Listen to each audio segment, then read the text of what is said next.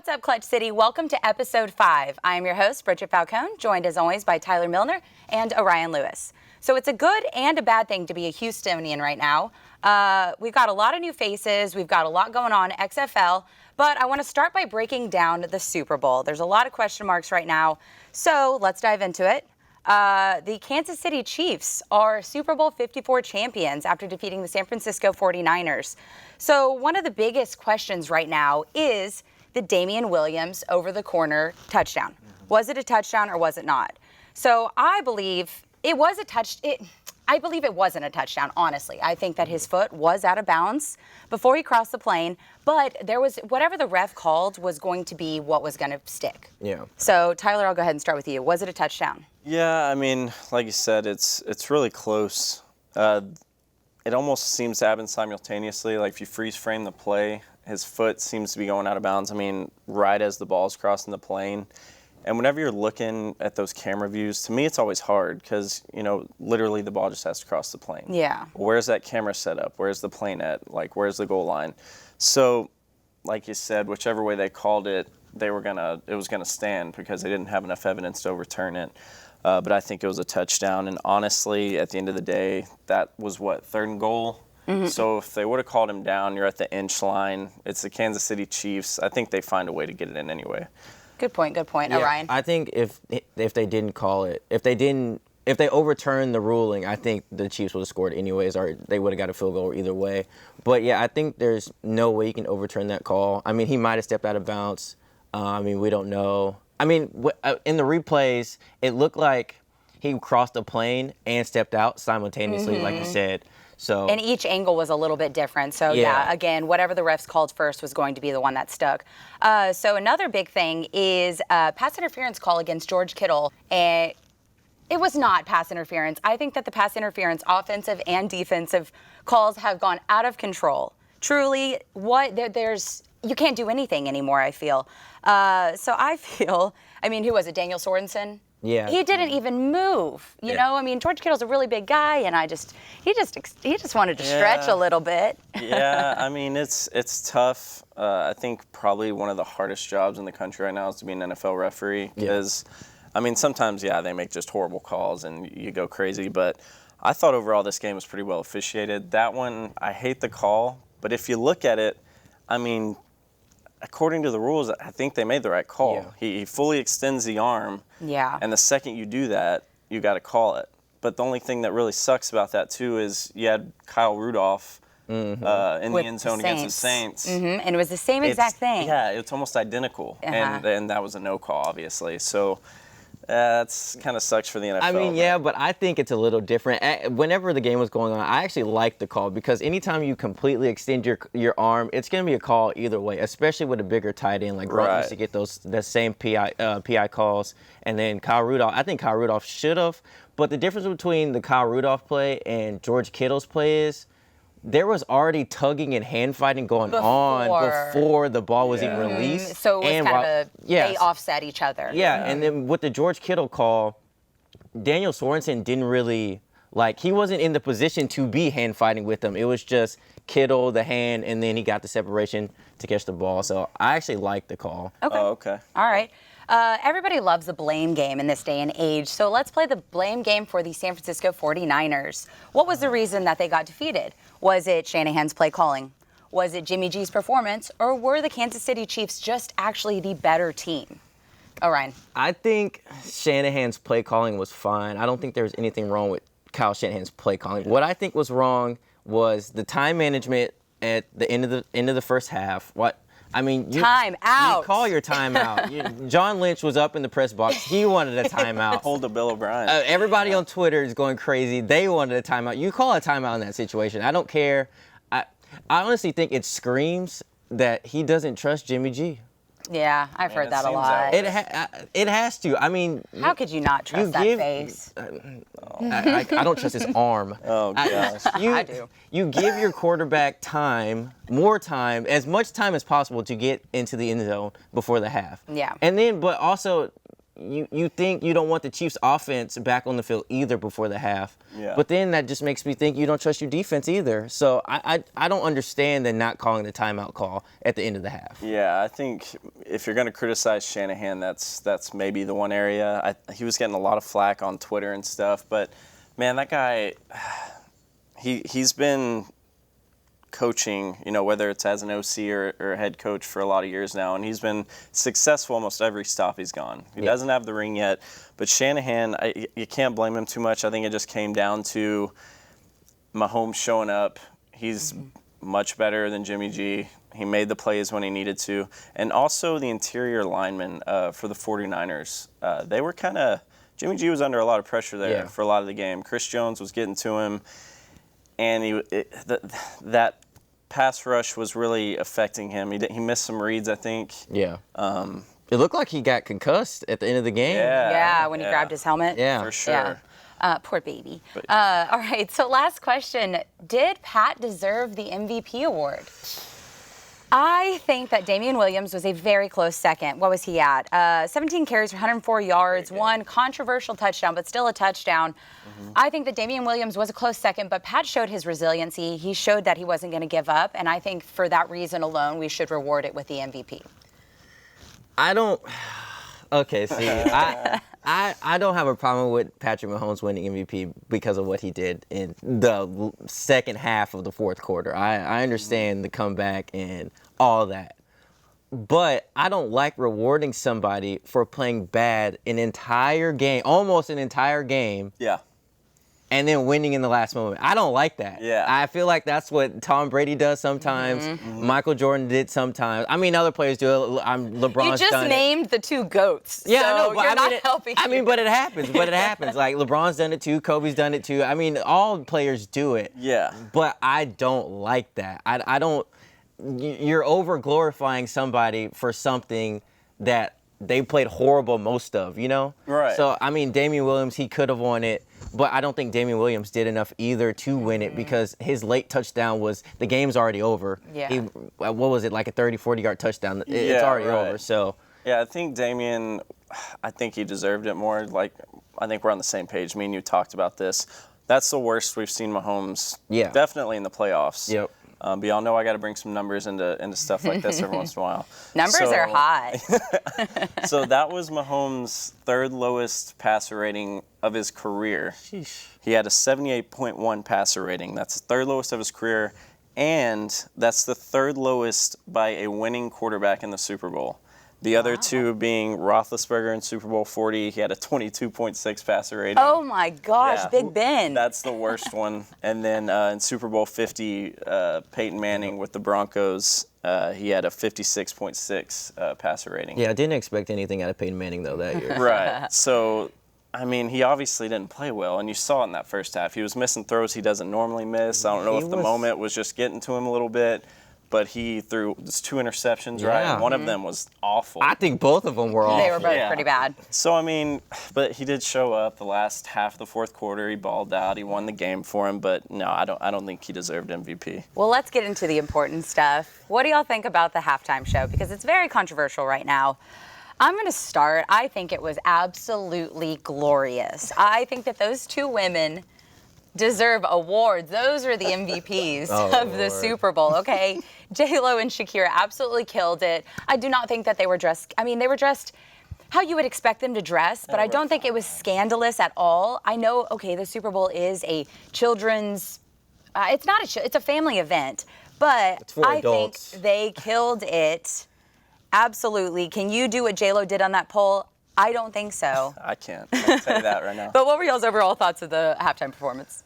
I thought the halftime was great. I think it was one of the best halftimes that we've had in a while. I mean, I thought Beyonce and Bruno Mars was good, too. That was a good one. was awesome. Yeah, I thought that was good, but I really enjoyed this one. And actually, I thought they would be wearing less than what they were. I did, too. And for people going crazy on Twitter and stuff, I just feel like there should be more that happened in the halftime show for them to be that outraged. Yeah. I don't think it was anything bad. I thought it was great. Can't complain whenever those two ladies are up on the stage shaking their stuff around. So it was a good performance. So we're in overall. consensus. Twitter, Facebook, shut up. Yeah, and you got people. I thought it was so funny that meme floating around. They're talking about Adam Levine, and he has his shirt off. Yeah. And everyone's like, it's great performance, whatever. Yeah. And then J-Lo and Shakira, and they're outraged. So, Yeah. whatever. It's called jealousy.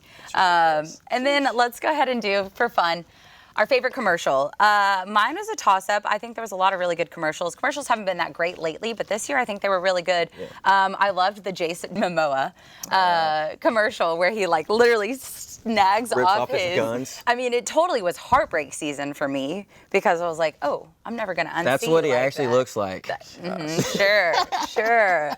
Khal Drogo, man. But yeah, that one was probably one of my favorites. I also loved the Google commercial with Loretta, where he was remembering. I mean, that was just crying is healthy, okay? It is. Well, is. Jimmy V, right? He said you should be moved to tears every so often. It's good for you. Yeah, it means you're human. But Tyler, what was your favorite? I really liked the Bill Murray throwback to Groundhog Day. I love that movie, and it was obviously the Super Bowl was on Groundhog Day this year, so it's a nice little tribute there. Bill Murray is just funny as ever as he gets Gosh, older. he looked old. Yeah, he is. He is getting up there, but it was cool to how they did that. They just did a little tribute to the movie, but he's in a Jeep instead of the old Chevrolet, so that was Yeah. cool. I really like the NFL 100 commercial with the kids running onto the field. That was a They good had the one. commercial, they had a bunch of the players, and then it was like live. Like they came right into Yeah. the middle of the That was field. really good. Gave the ref the ball, so I thought that was really cool. That's another. Oh, go ahead. Last year's NFL 100 commercial was great too. Yeah. They need to just keep doing that every Yeah. year. The production of this Super Bowl was absolutely stellar. Yeah, I think Fox did an yeah. amazing job. Really I did. thought it was a great Super Bowl overall, yeah. Yeah. So let's bring it back to home. What can Houston take from this Super Bowl win in order to excel us into the 2020 season? My takeaway is that Pat and D-Watt are very similar. So hopefully, they have very similar styles. So hopefully we can take something from that. What are y'all's takeaways? I'll tell you what the Texans should take from the Chiefs is their offensive coordinator, Eric Bieniemy. They need him. Yeah. They need him. I mean, everybody's like Andy Reid's the mastermind behind their offense, but you got to give credit to the offensive coordinator as well. And he's been trying to get a head coaching job reportedly, and then nothing happening, and then other coaches are being hired and whatnot. But I mean, the Texans offense can kind of be built like the Chiefs offense is. Got mobile quarterback, big arm, got fast wide receivers, got Kenny Stills, Kiki QT, DeAndre Hopkins, one of the best wide receivers in the NFL. I think they could do it. Yeah. They need the help. Yeah, it's really hard to think back a few weeks and to think about the Texans being up 24-0 on who is now your The Super Bowl champion. Yeah. I guess you want to lose to the best. I mean, Silver yeah, lining. that's just so tough. 'cause Demoralizing, with yeah. Bill O'Brien, it's just, I mean, I don't know with him calling plays if you're ever going to get as close. I mean, Mahomes isn't going anywhere. Yep. Lamar Jackson's only going to get better. Deshaun Watson, I'm just terrified that as long as Bill O'Brien's around, and it doesn't seem like he's going anywhere anytime soon, that's just going to kind of put a ceiling on what the Texans are going to be able to do. I mean, I need to see Watson improve too. It's not all Bill O'Brien, but I mean, you got to step up, and like I said, Mahomes isn't going anywhere, so it's going to be a interesting next 10 years. Yeah. Well, Houston has got a lot of new faces in charge this week and a few all too familiar faces in charge. We'll go ahead and dive into that next.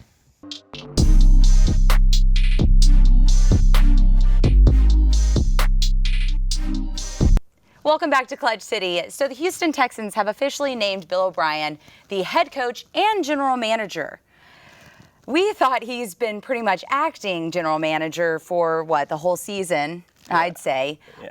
But let's dive into this decision. It kind of feels like Kyle McNair has rewarded failure. He's rewarded a coach yelling at a fan, cussing out a fan. He's rewarded a 24-point blow.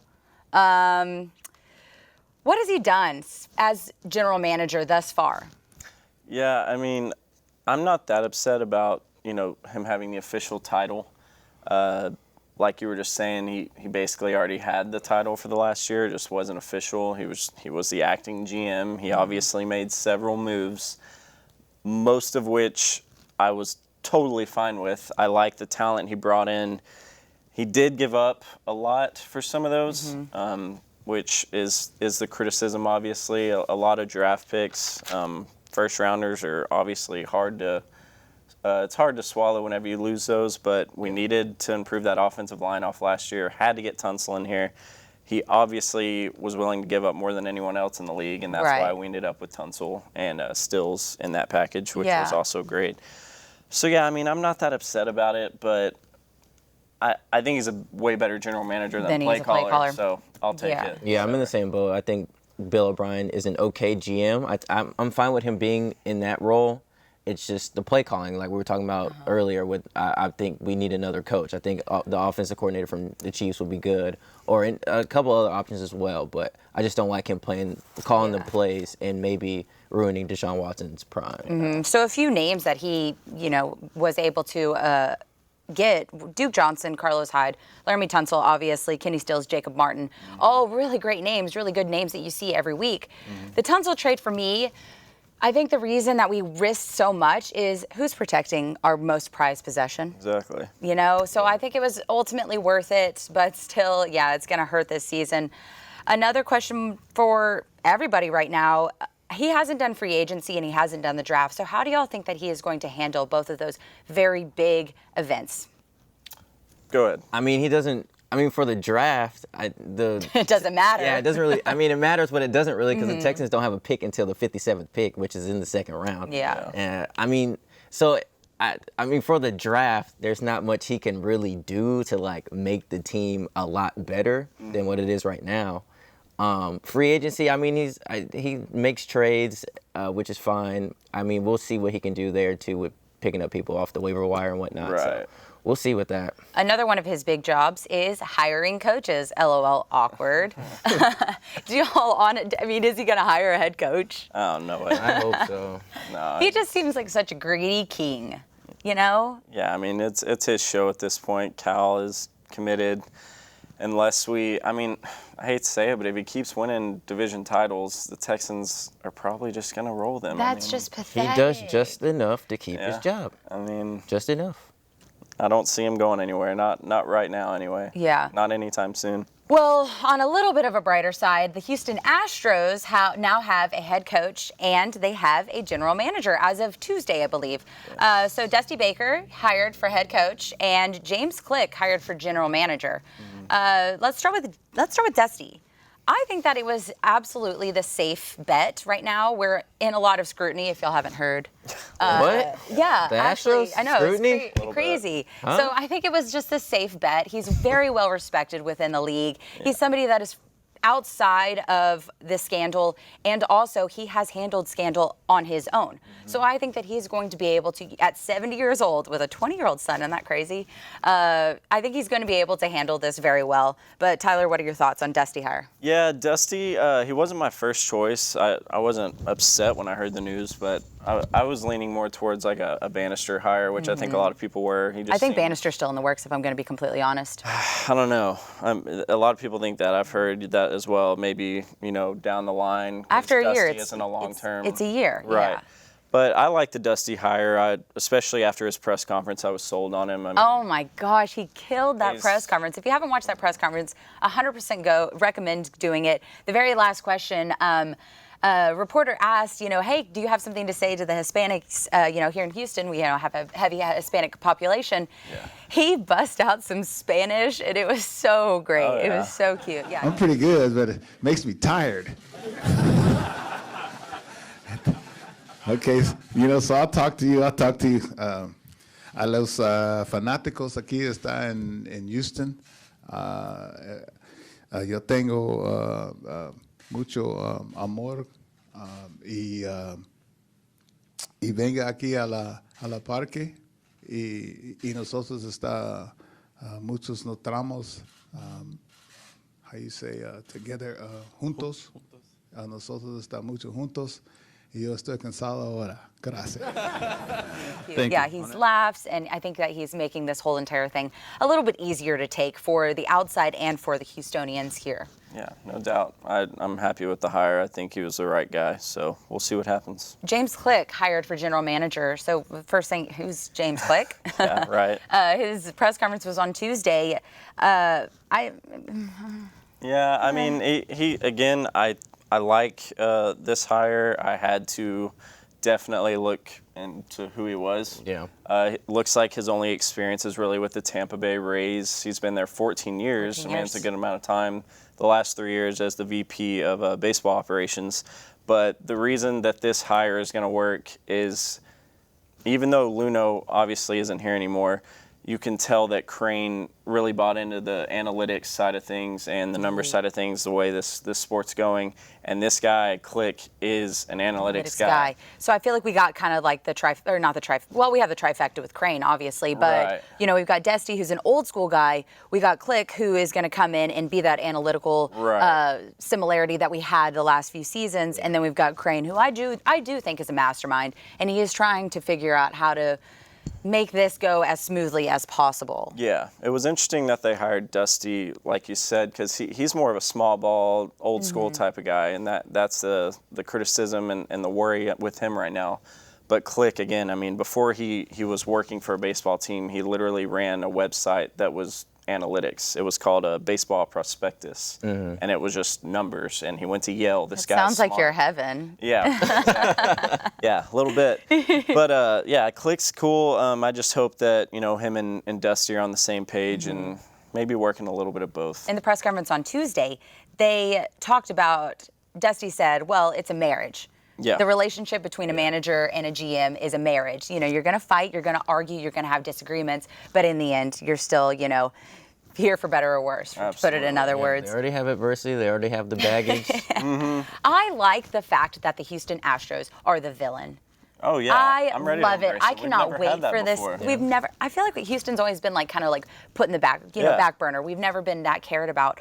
But this year we are the villain. People are going to come in angry. Yankee fans, Dodgers fans. I cannot wait. There's going to be a lot of fights this year, I feel like. I hope so. But I want to go ahead and take a few minutes to go ahead and honor Kobe Bryant and Gianna Bryant, who passed away obviously about 2 weeks ago.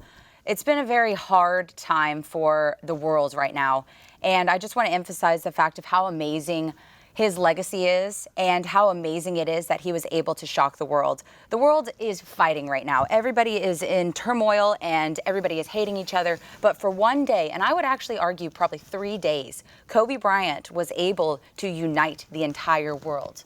There were so many newspapers across the nation, across the world, that were honoring him. So I just want to go ahead and take the time. Obviously, Orion, you are wearing a very special jersey to you, and just wanted to hear what you have to say with his passing, but the legacy that he left behind, more importantly. Yeah, this is my adult medium.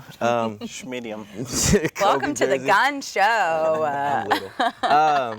But yeah, I mean, I felt like I'm just gonna go into the day of what actually happened. So whenever I heard, my brother actually called me, and me and my brother are both big Kobe fans, and I was going about my business, my day, and he called me and he was like, "Bro, Kobe's dead." And I was like, "What, bro? Bro, be quiet. What are you talking about? Don't do this to me right now, bro. Relax." And he was like, I heard it in his tone. He was like, "All right, bro, and I'll just call you later." He kind of got upset, annoyed at me, and I was like, "Wait, hold on, something's not right."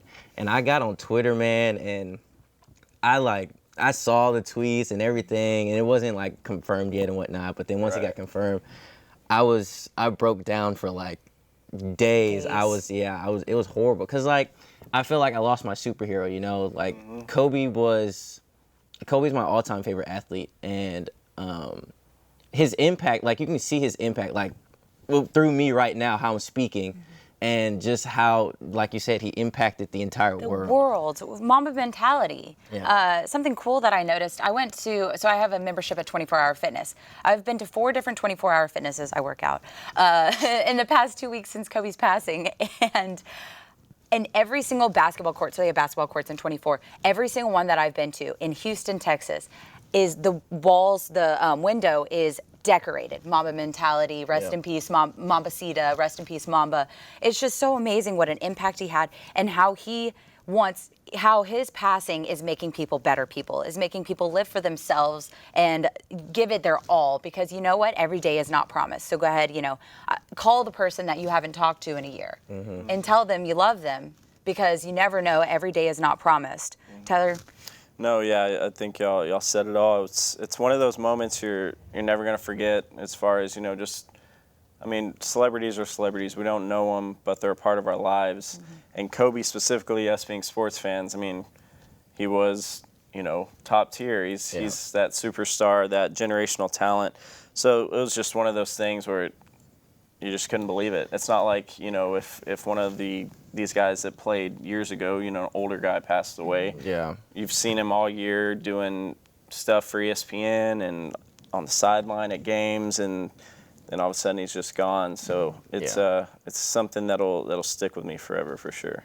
Yeah, it's just the crazy thing is, like, I felt like I knew Kobe. I felt like I did too. I feel like he was like especially since he family. retired, right? Yeah. I feel like, and what really got me and what really made me sad is, like, I'm not gonna be able to hear Kobe's Hall of Fame speech. I'm not gonna be able to see Kobe come to Lakers games when he's old, like Kareem, or like come to the All-Star weekend with like Bill. Like, those guys are old, but they come back, and it's just so fun to see. And I was just sad I'm not gonna be able to see that from Kobe. Yeah.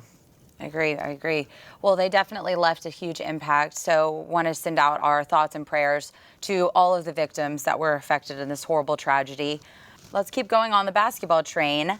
Coming up next, the Rockets said bye-bye to Clint Capella. Whether you agree or disagree, it has happened. The trade deadline is this Thursday, and football is not over, Houston. Did y'all know that? Bring on the Roughnecks.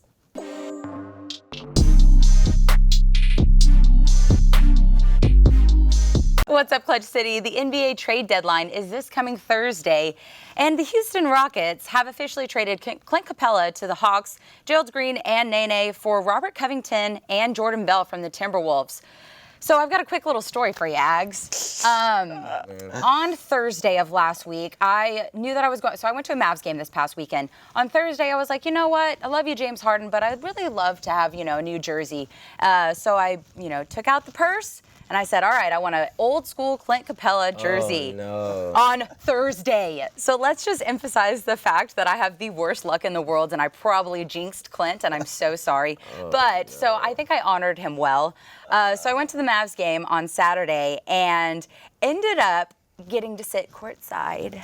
Not trying to brag or anything. So I was courtside for the Mavs game in a Clint Capella Rockets jersey after the Rockets defeated the Mavs in Houston the night before. It was amazing. I got zero backlash. I actually did. Yeah. No, I'm pretty sure Dirk was a few rows over, and he was like, are you freaking kidding me? This girl obviously does not belong to be courtside. But it was just a really great thing. I'm so sad about Clint. What do y'all think about this trade? I mean, I get it. As far as strategy goes, it's hard to disagree with. We've been winning with the small lineups. The Rockets have been running out. D'Antoni's been putting very small lineups out there with our biggest guy most of the time being PJ at like 6'6". Yeah. So it makes sense. Capella becomes expendable when you start doing that. You're not using your big men. And he's been out for 3 straight games with that bruised heel. Yeah, so I get he's expendable, and I don't mind the strategy behind it. But the value of the trade is where the issue is. Yeah. I think you could have got more kind of with the whole Tunsil Bill O'Brien deal. I think we gave up too much to get that done. But it is what it is. We'll see if it works. I try to trust in Morey. He's top tier GM in my opinion. So. How much do you think this trade had to do with the luxury tax and staying under it? Well, that's a good point. That's because Capella cool was too. the 3rd highest paid, of course, under Harden and Westbrook. Right, and this takes the Rockets $5.8 million below the luxury tax, so that could definitely it also opens 2 roster spots. So they might not be done. They got 2 days till Thursday till the deadline, so maybe there's some more moves out there, but. Yeah, strategy fine, but weird value for Capella. Orion, your thoughts on the trade? Yeah, I don't think it was enough value. I don't think Robert Covington is enough for Capella and the pick. But I mean, Robert Covington is a very, very good role player. He was on the first team all defensive team in 2018, and he can shoot the 3. So he fits the Rockets mold. But what the Rockets gave up, it wasn't enough. But at the same time, the Rockets, like Tyler said, they're going all in on the small ball, and it's been working. But I don't think it's going to work in the playoffs. Like, you can't run out a lineup where your center is PJ Tucker at 6'5", 6'6", against Dwight Howard, JaVale McGee, and Anthony Davis on the Lakers. What? Yeah. Nikola Jokic on the Nuggets, and I think it would work against everyone except the Lakers. I could see it working against most teams in the West, but definitely, yeah, not. You think it's going to work against the Clippers too? I mean, a lot better than it would against the Lakers. Oh well, yeah, true. Fair. That's fair. True. But I mean, yeah, you got to make more moves, I think. Yeah. So fun fact: this trade was actually the largest the league has seen in 2 decades. So it affected 4 different teams. It affected the Rockets, the Nuggets, the Hawks, and the Timberwolves. So I mean, I guess we're part of something cool. There has to be something else coming. I think there's too. something else coming. There's Has no to way. Yeah. I Has mean, to be. Looney's name's being thrown around out there. Yeah. I've heard mentioned Tristan Thompson a few times. Yeah. Ooh, cheater. Oh my. We don't God. like cheaters. Oh, Lord. Hey, we're Astros fans, aren't we? They didn't cheat. They didn't cheat. Yes, they did. Deny it until you die. But yeah, they talk about Looney, and then I was up all last night after the trade. Yeah. And I was thinking, like, Marc Gasol's out there too, Serge Ibaka's out there too. I mean, Miles Turner and Kevin Love are out there too, but the Rockets don't have enough assets to go get those 2 guys. So Yeah. we'll see what happens. Well, the Rockets are going into the Lakers this Thursday. Big It's game. yeah, a very big game. I think it's pretty cool to go in, obviously to Staples Center after Kobe's passing and everything. So I think that's going to be a great experience. You get to see our home team, there. But is Harden back? So the last 3 games, he's been he seems like he's back to his old self. Against the Hornets, Harden, I mean, he had 40 points, 11 assists. It kind of seems like he's putting up those same old Harden numbers. Tyler, you think he's back? Yeah, I mean, James is looking good. He's looking a lot better than he was a handful of games before that. Don't get dreads again. Clearly that was a problem. The Braids. Or braids, whatever. Yeah. Just shows Come on, Bridget. Sorry. Westbrook's been carrying the load whenever he's had his struggles. So. Hopefully this thumb thing isn't a problem. D'Antoni Yeah. said it wasn't. Westbrook was out last night against the Hornets because of a thumb injury. D'Antoni said it wasn't serious, but let's hope it truly isn't. And it's something. Right. It isn't an ongoing thing. And going back to the whole small lineup deal that D'Antoni's been doing, I mean, that's what you have to do with Westbrook on the team now. You got to spread the floor. You got to open things up for him. So, but yeah, I think Harden will be just fine. He'll be in the MVP conversation as always at the end of the year. He'll probably get snubbed again at the end of the year, but you know what? That's okay. But yeah, I think Harden's. Tell us how you really Yeah, feel. that's okay. Harden should have at least 3 MVPs at this point in his career, but we just won't talk about He it. is a great regular season player, but I do think that James Harden is coming back. He's had 35 points against the Mavericks, 40 points against the Pelicans, and 40 against the Hornets. All 50% shooting or close to 50% shooting. So he's picking it back up. So we'll see what happens. And also Russell was playing bad. We were saying a few weeks ago, we need Russell to play better, but he really picked it up too. He's shooting 50% or close to 50% in most games, and he's putting up the points and rebounds and assists as well. Right. Yeah. The Rockets the 5th seed right now. 5th seed. Yes. 5th seed right now. Need to improve on that a little bit. Football's not over. High five. Thanks. So, if you're living under a rock, actually, it's not even that big of a deal. We'll see. XFL season is starting this weekend. The Houston Roughnecks are going to be our team. Welcome to Clutch City, Roughnecks. Yeah, for sure. So we're going to be playing the LA Wildcats this Saturday. Are we excited? It's football, yeah. I mean, yes and no. I think it'll be cool. It's football's football. We're gonna have football. to But watch. it's not, okay, this is a soapbox. It's not football. It's not the NFL. I think that these rules are going to drive people crazy. People are going to be watching the game and saying, oh, you still got another timeout. Well, no, you only get 2. The play clock not stopping. It's only The point 25 seconds. 25 seconds. The point system. The 1 point, 2 point, 1 point from the 2-yard line, 2 points from the 5-yard line, Yeah. 3 points from the. What the heck is that? No kidding. It's not football. I think it's a little bit of a mockery. But again, it could turn out to be the greatest thing. And in 20 years, we're saying, what is the NFL? Yeah. Sorry, NFL. I don't mean that. It's just built to be more It's geared toward the entertaining. fans. Yeah, it's more. It's built to be more entertaining So and it's more like WWE. fast-paced. I think for the most part, it's just going to be a lot of fun. Thank you so much for tuning in to Clutch City. Be sure to follow us on all our social media accounts, Twitter, Facebook, Instagram. Go ahead and subscribe to us on YouTube and Big News. We are on Spotify and Apple Podcasts. So be sure to subscribe, leave us a rating, leave us a review if you'd like. But we will see you guys next week. Bye, guys.